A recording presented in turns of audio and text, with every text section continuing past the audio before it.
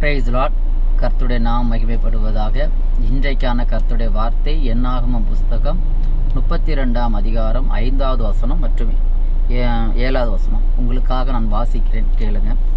உம்முடைய கண்களில் எங்களுக்கு தயவு கிடைத்ததானால் எங்களை யோர்தான் நதிக்கு அப்புறம் கடந்து போக பண்ணீராக.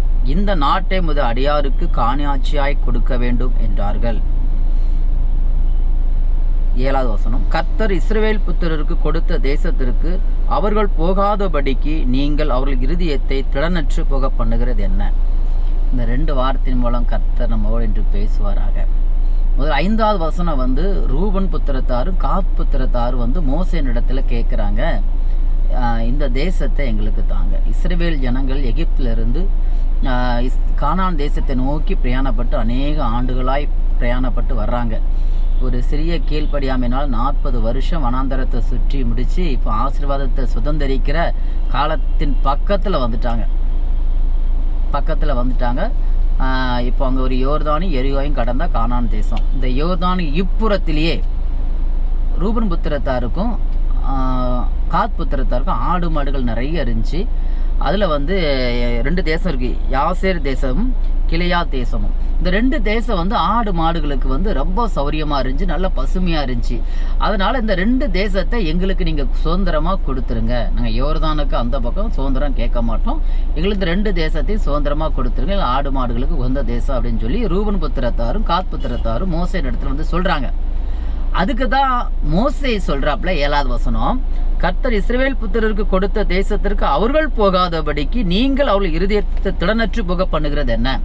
நான் உங்களுக்கு இந்த பக்கம் நான் உங்களுக்கு சுதந்திரம் கொடுத்து உங்களை இங்கேயே வச்சுட்டேன் அப்படின்னா மீதி இருக்க கோத்திரத்தாரு நாங்கள் வரமாட்டோம், நாங்கள் இங்கேயே இருக்க போகிறோன்னு சொல்லி அவங்களுக்கு கொடுக்க போகிற வாக்கு தத்துவத்தை அவங்க சுதந்திரிக்காமல் நீங்கள் இடரலாக இருந்துருவீங்களே அப்படின்னு சொல்லி மோசே அவங்கள்ட்ட சொல்கிறாங்க. அதுக்கு ரூபன் புத்திரத்தாரு காத் புத்திரத்தாரு என்ன சொல்கிறாங்கன்னா, அதே 32ஆம் அதிகாரம் 17, 18, 19 நான் உங்களுக்காக வாசிக்கிறேன், கேளுங்க.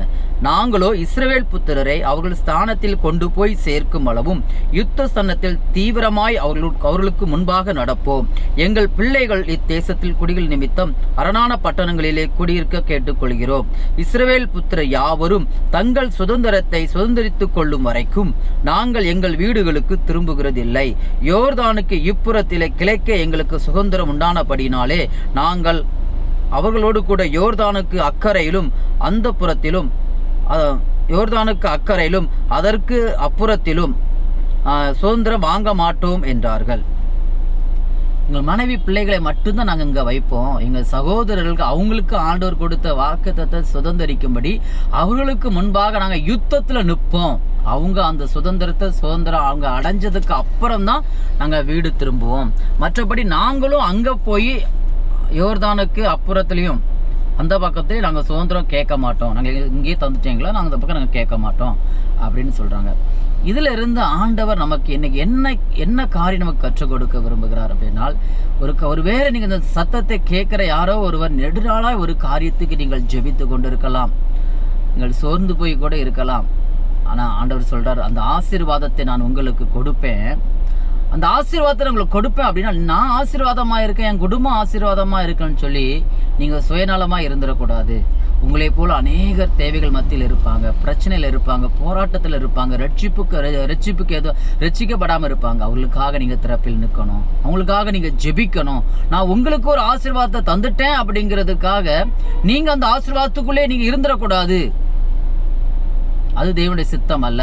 நான் உங்களை ஒருவேளை ஆசீர்வதிச்சாலும் கர்த்தரனை ஆசீர்வதித்தார் என்று சொல்லி நீங்கள் உங்கள் குடும்பத்தார் மட்டும் வாழ்ந்திருக்க கூடாது. உங்களை போல அநேகர் ஆசீர்வாதத்துக்காய் காத்து கொண்டு இருக்கக்கூடும். அவங்களுக்காக நீங்க திறப்பில் நிற்கணும், அவங்களுக்காக நீ ஜெபிக்கணும். எப்படி காத் புத்திரத்தார் ரூபன் புத்திரத்தார் தன் சகோதரருடைய சுதந்திரத்தை அவங்க அடைகிற வரைக்கும் யுத்தத்தில் முன்னதாக போய் நின்றார்களோ, அதே போல கர்த்தர் நம்மளை ஆசீர்வதித்து வைத்திருக்கும் பொழுது நாம் சுயநலமாய் வாழாதபடி நம்மளை போல மற்றவங்களுக்கும் ஆசீர்வாதமாய் இருக்கும்படி மற்றவர்களுக்காய் நாம் திறப்பில் நிற்க வேண்டும் என்பதை ஆண்டவர் இன்னைக்கு காலையில் நமக்கு கற்றுக் கொடுக்கிறார். ஆமென். என்ன காரியத்துக்காக நீங்கள் காத்திருக்கிறீங்க? கர்த்தர் நிச்சயமா உங்கள் ஜெபங்களுக்கு பதில் வரப்போகிறது, நிச்சயமாய் வரப்போகிறது. நான் விசுவாசிக்கிறேன். இந்த ஆண்டு முடிகிறதுக்குள்ளாகவே நீங்கள் நெடுநாளாய் காத்திருந்த எல்லா காரியங்களையும் கைகூடி வரச்சே அவரால் கூடும். இந்த மாசம் முடிகிறதுக்குள்ளாகவே தரமால் கூடும். அப்படி அவர்கள் தரும்போது நீங்கள் உங்களுக்கு கொடுத்த இந்த ஆசீர்வாதத்தோடு நீங்கள் மகிழ்ந்திராதபடிக்கு உங்களை போல போராட்டத்திலும் பிரச்சனையிலும் கடன் பிரச்சனையிலும் கட்டுகளிலும் பாவ சாப கட்டுகளில் இருக்கிற ஜனங்களுக்காய் நீங்கள் திறப்பில் நின்று நான் ஜெபிப்பேன் என்று சொல்லி அந்த ரூபன் புத்திரத்தாரும் காத் புத்திரத்தாரும் ஒப்பு கொடுத்தது போல் நீங்கள் ஒப்பு கொடுப்பீர்கள் என்றால் உங்களுக்குரிய ஆசீர்வாதம் இன்னும் மேன்மையாயிருக்கும். ஆமென். கர்த்தர் தாமே இந்த வார்த்தை மூலம் உங்களை ஆசீர்வதிப்பாராக. ஆமென்.